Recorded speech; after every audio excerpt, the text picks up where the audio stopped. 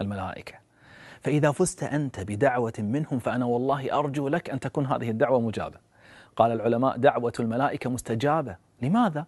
لأن الله تبارك وتعالى يحبهم، وقد مدحهم في القرآن مدحا عظيما، ولم يفعل معصية في حياته أبدا. قال تعالى عن الملائكة: لا يعصون الله ما أمرهم ويفعلون ما يؤمرون. لكن كيف أطلب من ملائكة أن يدعوا لي؟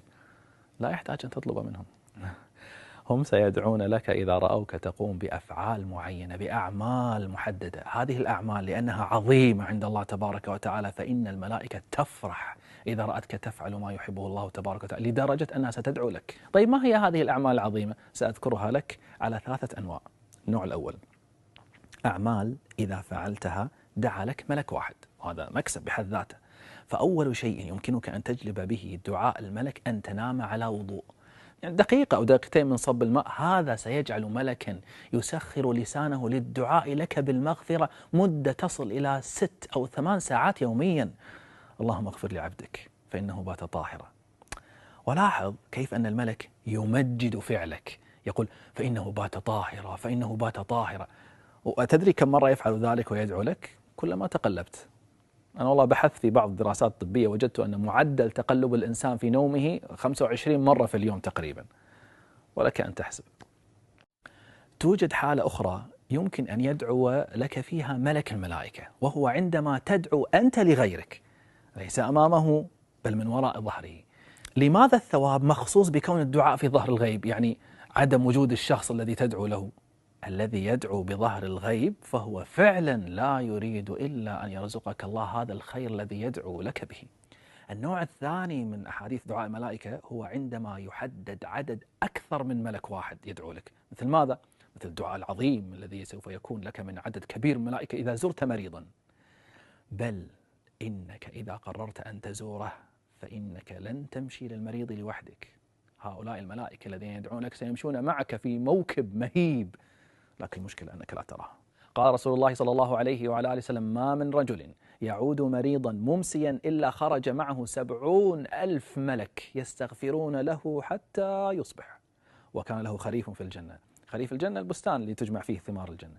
لاحظ أن دعاءهم لك واستغفارهم لك غير مرتبط بوقت الزيارة فقط، بل إنه يستمر إلى الليل. وإذا زرت في المساء ولو لدقائق فإن استغفار هؤلاء 70,000 يمتد إلى الصباح، وهكذا. والله لو اجتمع 70,000 من الناس في ساحة ورأيتهم يدعون لك بصوت واحد لما نسيت هذا المشهد طوال حياتك. كيف هم ملائكة، ملائكة الرحمن، ولعل الله أن يستجيب لهم وهم 70,000 فيغفر الله لك ما تقدم من ذنبك وما تأخر. طيب وماذا سيحدث إذا دعت لنا الملائكة؟ سبحان الله، الملائكة خلق عظيم جدا، مخلوقات مقدسة لدرجة أن مجرد موافقتك لها في التأمين يغفر لك ذنوبك كلها.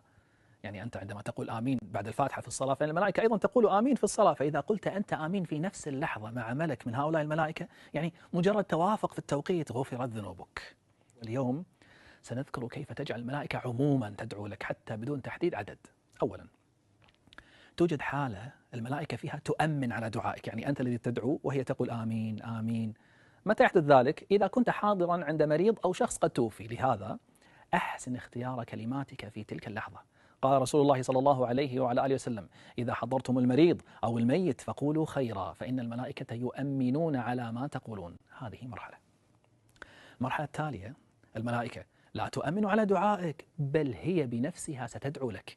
قال رسول الله صلى الله عليه وعلى آله وسلم: ما من عبد يصلي علي إلا صلت عليه الملائكة ما دام يصلي علي، فليقل العبد من ذلك أو ليكثر.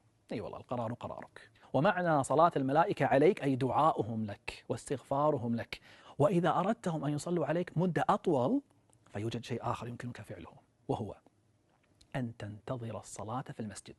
قال رسول الله صلى الله عليه وعلى آله وسلم: فإذا دخل المسجد كان في صلاة ما كانت الصلاة تحبسه، يعني ينتظر الصلاة، يعني يكون كأنه مصل ما دام أنه ينتظر الصلاة. قال عليه الصلاة والسلام: وتصلي الملائكة عليه ما دام في مجلسه الذي يصلي فيه يقولون، اسمع، يقولون: اللهم اغفر له، اللهم ارحمه، اللهم تب عليه، ما لم يؤذي فيه أو يحدث فيه.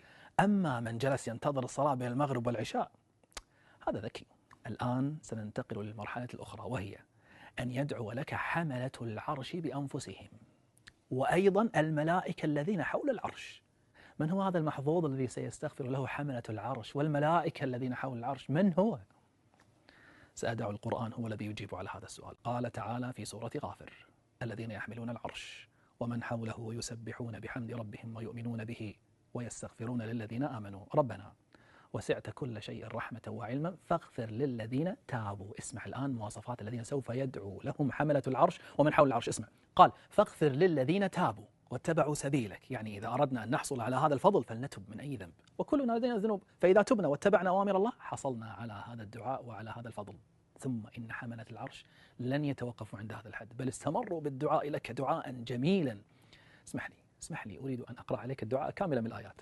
استمع من فضلك. إنهم سيقولون ويدعون لك ويقولون: فاغفر للذين تابوا واتبعوا سبيلك وقهم عذاب الجحيم ربنا وأدخلهم جنات عدن التي وعدتهم ومن صلح من آبائهم وأزواجهم وذرياتهم إنك أنت العزيز الحكيم وقهم السيئات ومن تقي السيئات يومئذ، يعني يوم القيامة، ومن تقي السيئات يومئذ فقد رحمته وذلك هو الفوز العظيم. يا الله، دعاء كله جمال. يدعون لك دعاء لك ولوالديك ولأزواجك وذريتك، والله فعلا فوز عظيم. فماذا تريد أكثر من ذلك؟ قد يقول قائل: والله هذا هو فعلا أعلى ما يمكن أن أحصل عليه من دعاء الملائكة. هل تريد الصراحة؟ في الحقيقة توجد مرتبة من دعاء الملائكة هي أعظم من أن تدعو لي الملائكة الذين يحملون العرش، عرش الرحمن، ومن حول العرش أيضا. نعم والله أعظم. هناك مرتبة أن الله يصلي عليك والملائكة تصلي عليك، وفوق هذا أهل السماوات يصلون عليك. من هم أهل السماء؟ أليسوا الملائكة؟ ليس فقط الملائكة، الملائكة وأرواح الأنبياء وأرواح الشهداء، كل هؤلاء يعتبرون من أهل السماء وكلهم سيصلي عليك. وليس هذا فحسب، بل حتى مخلوقات الأرض ستصلي عليك. لماذا كل هذا؟ ماذا فعلت أنا؟ هذه المرتبة هي الأعلى ولا يوجد أعلى منها. كيف أصل إليها؟ قال رسول الله صلى الله عليه وعلى آله وسلم: إن الله وملائكته وأهل السماوات والأرض حتى النمل في جحرها وحتى الحوت ليصلون على معلم الناس الخير. ما معنى معلم الناس الخير؟ الذي علم الناس أي شيء من الخير. إذا تعلمت شيئا من العلم الشرعي فنقلته وبلغته فأنت في أعلى المراتب.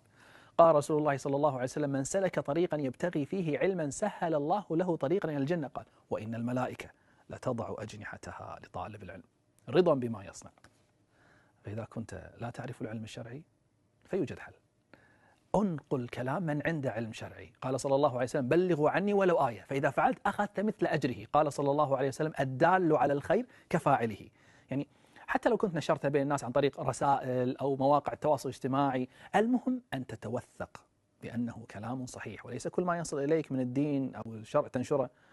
أخي الكريم، أختي الكريمة، هل هناك أعلى وأجل من أن تمشي على وجه الأرض وأنت تعلم أن الله الذي في السماء يصلي عليك وملائكته تصلي عليك؟ فاجعل لك من هذه الأعمال نصيبا لكي يحصل لك من هذا الثواب أوفر الحظ والنصيب. صلى الله يتقبل منا ومنكم ويجمعنا وإياكم في الفردوس الأعلى.